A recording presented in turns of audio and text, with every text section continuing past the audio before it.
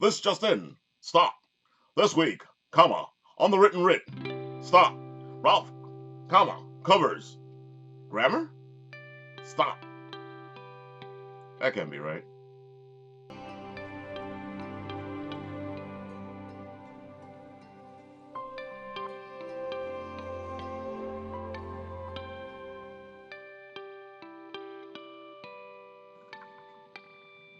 Well, hello there, Apple Bites. This is your Apple Bite, Rafael Tavares, talking to you straight from our show here, The Written Writ.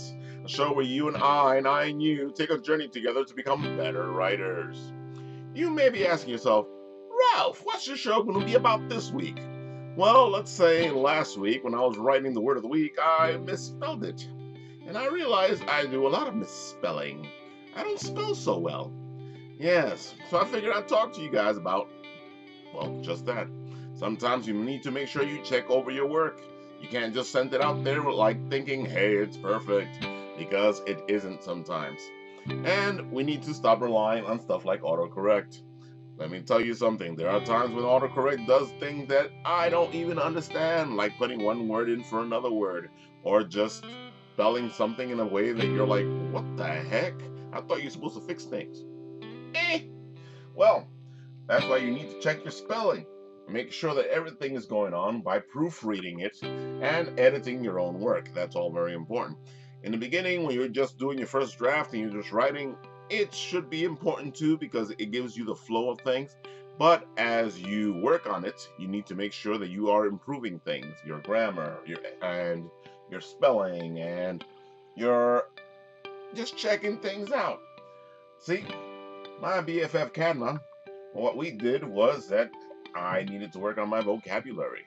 Sometimes when I'm trying to express myself, I tend to get stuck in using the tame, see? That just proves my point. I can, look at that. I'm going all flustered and word flubbered. Anyway, I tend to get stuck using the same type of words or adjectives to explain myself, and sometimes I do not come across as well as I would like to. So, I decided to help myself by improving my vocabulary. Of course, Kadma was my inspiration because she does a word of the week or a word of the day. And I was like, hey, I might as well do a word of the day. And that way, I can see if I can use that word in my conversations throughout the day. And that's what I've been doing. And I think that might help you out if you want to do that too.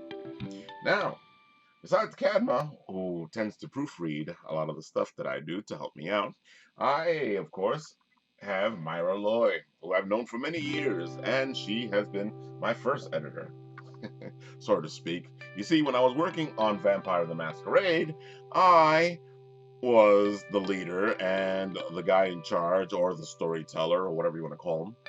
And Myra would help me out by looking through my work, because sometimes I don't do my grammar or spelling or use my commas and periods and exclamation points the way I should, just like Mario likes to tell me.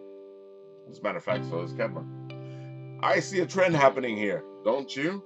And as you can see by all this, and it's very important to put all this stuff in there. Sometimes you cannot convey what you are trying to say without using the proper commas or periods or the word that you need to put in instead of the other word. Take, for example, I will show you something. A while back, I was writing something, and instead of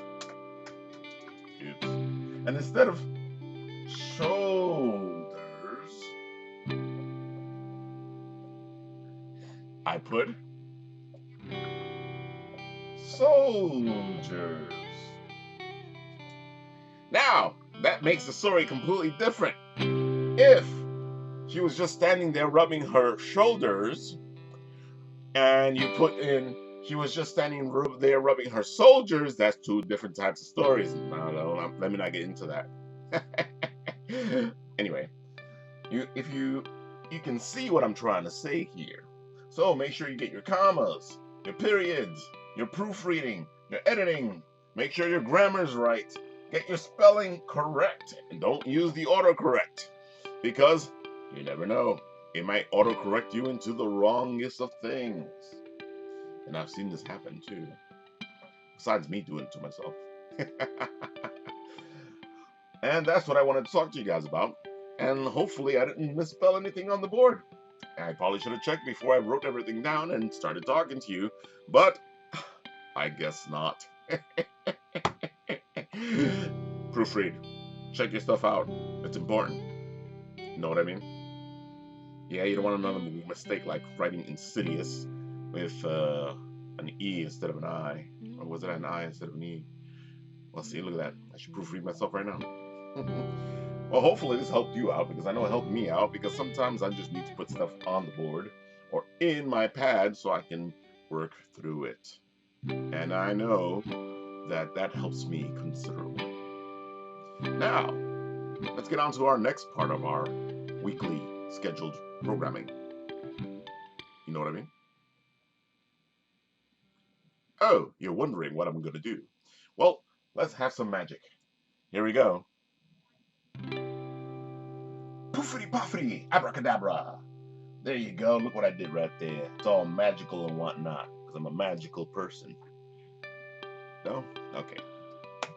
Well, that's our writer's prompt. Of course, we all know what a writer's prompt is. A writer's prompt is a tool that we use to get ourselves writing. Now, the writer's prompt for this week is, hello, my friend. Did you call me? Hello, my friend. Did you call me? See what I did there? Put those commas in there to let you see what I was talking about earlier when you forget things. But this reads totally different without the comma. You can go, hello, my friend. Did you call me? Whole different explanation there. Or, let's say I put an exclamation point there. I can say, hello, my friend. Did you call me? Or, hello, my friend. Did you call me?